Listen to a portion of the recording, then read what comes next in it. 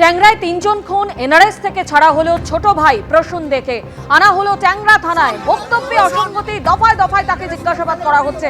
সরাসরি আমাদের প্রতিনিধি সুদীপ্ত আচার্য এই মুহূর্তে আমাদের সঙ্গে রয়েছেন। সুদীপ্ত, এই ছোট ভাই প্রসূনদে তাকে দফায় দফায় জিজ্ঞাসাবাদ এবং একাধিক অসঙ্গতি তার বক্তব্যে জানা যাচ্ছে, পুলিশ সূত্রে ঠিক কি খবর?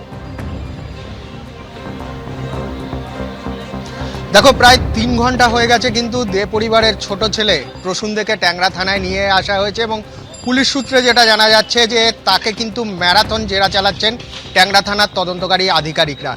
19 ফেব্রুয়ারির ভোরবেলা বাইপাসে যে দুর্ঘটনা হয়েছিল, একটি বিলাসবহুল গাড়ি এবং তাতে এক নাবালক এবং সহ দুজন কিন্তু গুরুতর আহত হয়েছিলেন এবং তাদের যখন স্থানীয় একটি বেসরকারি হাসপাতালে নিয়ে যাওয়া হয় তখন কিন্তু তারা জানান যে ট্যাংরায় তাদের বাড়ি এবং তাদের বাড়িতে তিনটি মৃতদেহ রয়েছে। সঙ্গে সঙ্গে ট্যাংরা থানার পুলিশ সেই বাড়িতে পৌঁছায় এবং সেই নৃশংস হত্যাকাণ্ড তাদের সামনে চলে আসে। 2 গৃহবধূ এবং একজন নাবালিকা, তাদের নৃশংসভাবে খুন করা হয়েছে, তাদের দেহ ওখানে পড়েছিল এবং তারপর তদন্ত চালাতে থাকে ট্যাংরা থানার পুলিশ। কিন্তু আহত অবস্থায় ছিলেন প্রসূনদে, তার দাদা প্রণবদে এবং তাদের যে ছোট ছেলে, নাবালক ছেলে, তাদের কিন্তু প্রথমে রুবি জেনারেল হাসপাতাল, সেখানে তাদের সঙ্গে কথাবার্তা বলা হয় এবং সেই কথাবার্তায় ছোট ভাইয়ের এবং বড় ভাইয়ের কথাবার্তার মধ্যে বেশ কিছু অসঙ্গতি পাওয়া যায়।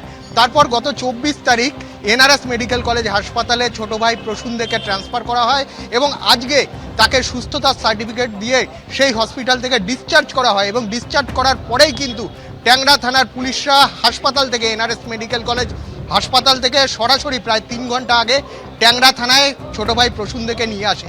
কেন নিয়ে এসেছে ছোট ভাই প্রসূনদেরকে? তার কারণ হচ্ছে তার বক্তব্যে কিন্তু অসঙ্গতি পাওয়া গেছে। ট্যাংরায় যে 2 জন গৃহবধূ এবং নাবালিকা কন্যার যে নৃশংসভাবে হত্যা করা হয়েছে, সেই হত্যার বিষয়ে যে প্রশ্ন করা হয়েছে এবং সেই বিষয়ে যে অসঙ্গতি, যে মিসিং লিঙ্কগুলো রয়েছে, সেগুলোই কিন্তু সেই মিসিং লিঙ্কগুলো খুঁজে পাওয়ার চেষ্টা করছে পুলিশ। আপাতত তোমায় ধন্যবাদ সুদীপ্ত। পরের খবরে আসবো। তোলাবাজির প্রতিবাদ করেছিলেন আর সেই কারণে খড়দা পুরসভার তৃণমূলের ভাইস চেয়ারম্যান, তাকে আক্রান্ত হতে হয়েছে এমনটাই অভিযোগ এবং শাসক নেতার উপর চড়াও হওয়ার অভিযোগ উঠছে, হুমকি দেওয়ার অভিযোগ উঠছে দুষ্কৃতীদের বিরুদ্ধে। উপপুর প্রধানের সঙ্গে দুষ্কৃতীদের হাতাহাতিও বেঁধে যায়। সিসি ক্যামেরায় ধরা পড়েছে সেই ছবি।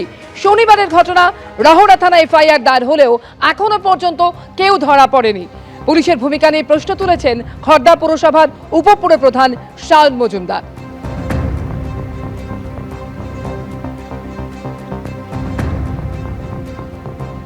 বিভিন্ন জায়গাতে সারা খড়দা শহর জুড়ে যারা তোলাবাজি করে সে সমস্ত প্রতিবাদ আমরা দীর্ঘদিন ধরে করছি, কিন্তু এই যাই বারবারন্ততা, এই বারবারন্ততা এখন অত্যাধিক মাত্রায় হয়ে গেছে। যাই হোক, আমরা সেদিনকে রাত্রিবেলা আমরা বসে ভোটার লিস্টের শর্টিংয়ের কাজ হচ্ছে, আমরা দেখছি কোনগুলো নতুন ভোটার আছে। ইন দ্য মিন টাইম 3টে বাইকে 7-8 জন আসে, এসেই তো অকথ্য ভাষায় গালিগালাজ, মদ্যপান অবস্থায় ছিল, অকথ্য ভাষায় গালিগালাজ করে। সময়ের আমরা এত আন্দোলন করেছি, এত কিছু করেছি, আমরা এ করছি, আমাকে বলছে যে গুলি করে দেবে।